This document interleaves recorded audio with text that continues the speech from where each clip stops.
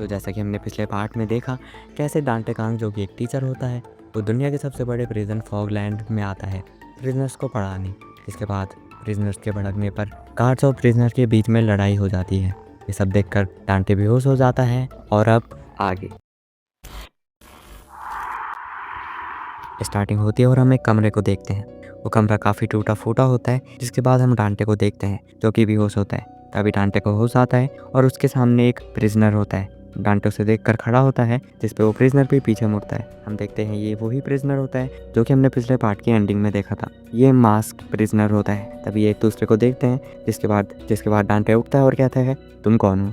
फिर डांटे आसपास देखता है और कहता है ये क्या है, ये मैं कहाँ हूँ। जिस पे वो मास्क्ड मैन कहता है मेरा घर। जिस पे डांटे कहता है तुम्हारा घर, तो तुम कौन हो। इसके बाद डांटे उसको अच्छे से देखता है और कहता है ये प्रिजनर है, यहाँ चल क्या रहे। मुझे याद है बेहोश होने से पहले एक लड़ाई छिड़ गई थी। उन गार्ड्स को ऑर्डर मिला था सारे प्रिजनर्स को मारने का, लेकिन फिर उन सब प्रिजनर्स ने गार्ड्स को ही मार दिया था। लेकिन उसके बाद क्या हुआ। जिसके बाद डांटे उस प्रिजनर से पूछता है क्या हो सकता है कि हम एक प्रिजन के अंदर हो। जिस पे वो प्रिजनर सर हिलाते हुए हाँ कहता है। जिसके बाद डांटे पूछता है क्या इसका मतलब हम फॉगलैंड में हैं। जिस पे वो प्रिजनर फिर से अपना सर हिलाते हुए हाँ कहता है। फिर डांटे कहता है तो क्या वो तुम हो जो मुझे यहाँ लाए। जिस वो प्रिजनर फिर से अपना सर हिलाते हुए हाँ कहता है।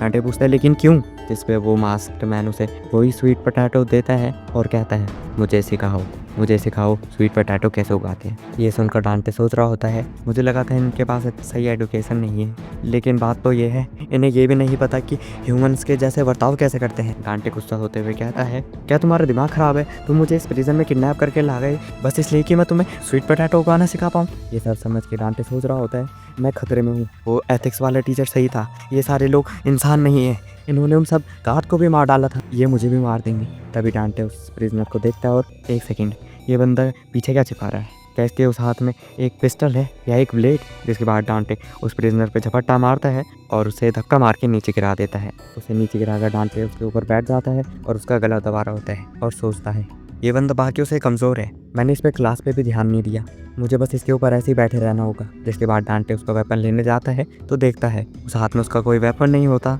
बल्कि उसका हाथ ही नहीं होता है। जिसके बाद डांटे उस मास्क्ड मैन को बेड से बांध देता है। जिसके बाद डांटे उससे माफ़ी मांगते हुए कहता है ये तुम्हारी ही गलती है जिस वजह से मैं यहाँ पर फंस गया हूँ। आगे डांटे कहता है तूने कहा ना तुझे स्वीट पोटैटो उगाना सीखना है, लेकिन माफ़ करना मैं सिर्फ उन्हें सिखाता हूँ जिनके पास दिमाग होता है, तुझे भी स्वीट पोटैटो खा लेना चाहिए था बाकियों के जैसे। रही बात मेरी, मैं यहाँ से निकलने वाला हूँ। फिर डांटे पूछता है वेल गार्ड्स राउंड पर कब आते हैं, खाने का टाइम क्या होता है। डांटे गेट से बाहर झांकते हुए सोच रहा होता है सबको उस फाइट के बारे में पता चल गया होगा और अब वो मुझे हर जगह ढूंढ रहे होंगे, मुझे बस गार्ड्स का वेट करना है कि वो मुझे ढूंढे। डांटे बाहर देखता है और वहाँ बस फॉग होती है। डांटे गेट को खटखटाते हुए कहता है क्या कोई बाहर है, हेलो क्या कोई बाहर है। लेकिन तभी गेट ही खुल जाता है। डांटे सोचता है गेट खुल गया। डांटे कहता है लेकिन ये गेट खुल कैसे गया। डांटे बाहर देखता है और बाहर बस फॉग होती है हर जगह।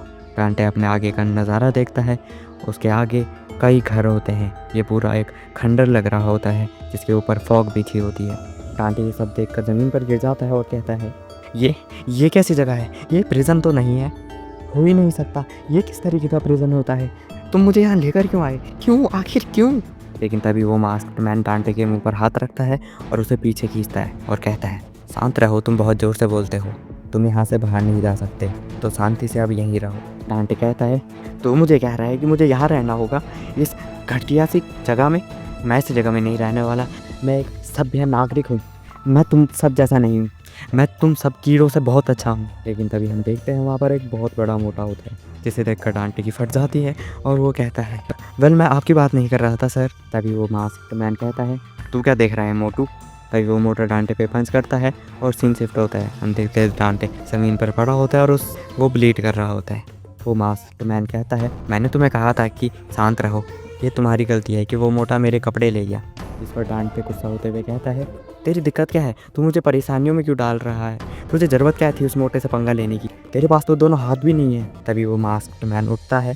ये देखकर डांटे सोच रहा होता है क्या मैंने ज़्यादा बोल दिया। तभी वो मास्क्ड मैन अपने सूट की जिप नीचे करता है।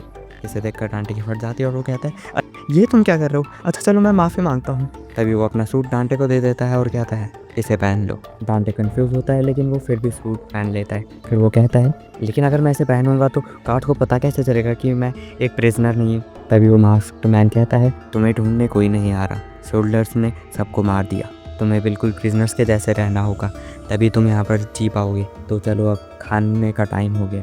डांटे कहता है क्या खाने का टाइम हो गया है? तभी डांटे को रियलाइज़ होता है कि वो वहाँ गार्ड्स को मिल सकता है। जिसके बाद हम उसी मोटे को देखते हैं जो कि काफ़ी खुश होता है। वो गुनगुना रहा होता है और कहता है ये तो मुझे बिल्कुल फिट आ रहा है, ये तो ऐसे है जैसे ये मेरे लिए ही बना हो। लेकिन वो चश्मे वो कितने कूल थे, मुझे वो भी ले लेने चाहिए थे।